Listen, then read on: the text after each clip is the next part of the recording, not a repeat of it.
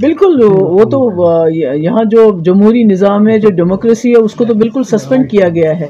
جو لوگوں کے رائٹس ہیں، فنڈامنٹل رائٹس ہیں، right to express your self, تو کوئی بھی بات کرتا ہے کسی کو بھی پکڑ کے لے جاتے ہیں، چاہے وہ جرنلسٹ ہو چاہے عام آدمی ہو. اور جو پولیٹیشنز ہیں ان کو بھی ہر طرح سے جو ہے کوشش کی جاتی ہے، ان کو پریشرائز کیا جاتا ہے ای ڈی کے ذریعے، دوسری ایجنسیز کے ذریعے. ان کو جو ہے جو وہ کر سکتے ہیں اپنا رول، اس رول کرنے میں ان کو دقتیں ہو رہی ہیں.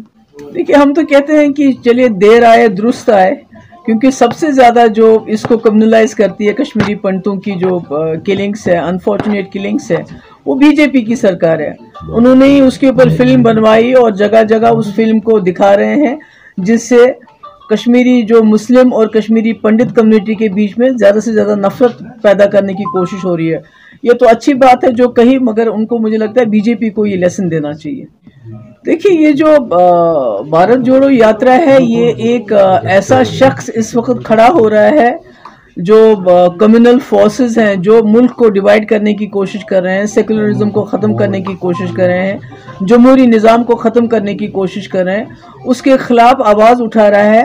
اور جموں کشمیر چونکہ سب سے زیادہ جمہوریت میں، سب سے زیادہ جو ہے سیکولرزم میں یقین رکھتا ہے، کیونکہ جب 1947 میں پورے ہندوستان اور پاکستان میں جو ہے ہندو مسلمان مارے جا رہے تھے، تو اس وقت کشمیر واحد ایک جگہ تھی جہاں پر یہاں کے کشمیری پنڈت ہو، یہاں کے سکھ ہو، یہاں کے ڈوگرا ہو، ان کو یہاں کے کشمیریوں نے ان کی حفاظت کی، ان پہ آنچ نہیں آنے دی.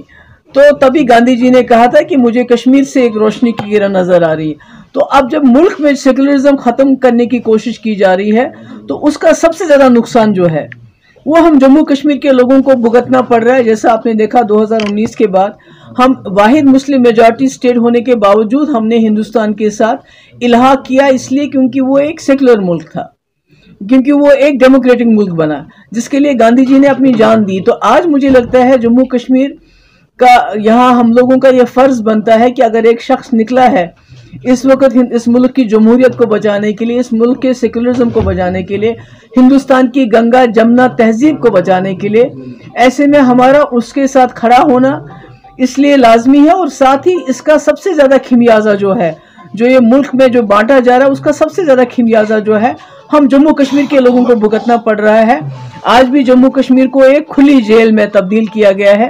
کوئی بات نہیں کر سکتا ہے، کوئی اپنی جو ہے ایکسپریس نہیں کر سکتا ہے، کوئی بھی جیلوں کے جیل بھرے جاتے ہیں جموں کشمیر کے لوگوں سے.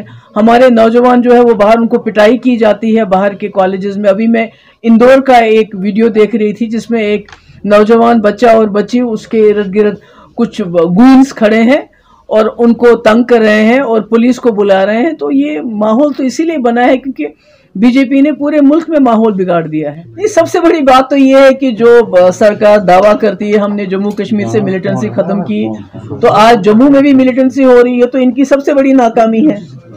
اور وہ تو دوسری بات ہے، کووڈ کا بہانہ کر کے، ملیٹنسی کا بہانہ کر کے ہو سکتا ہے بھارت جوڑو یاترا کو یہ رکاوٹ پیدا کرنی پڑے.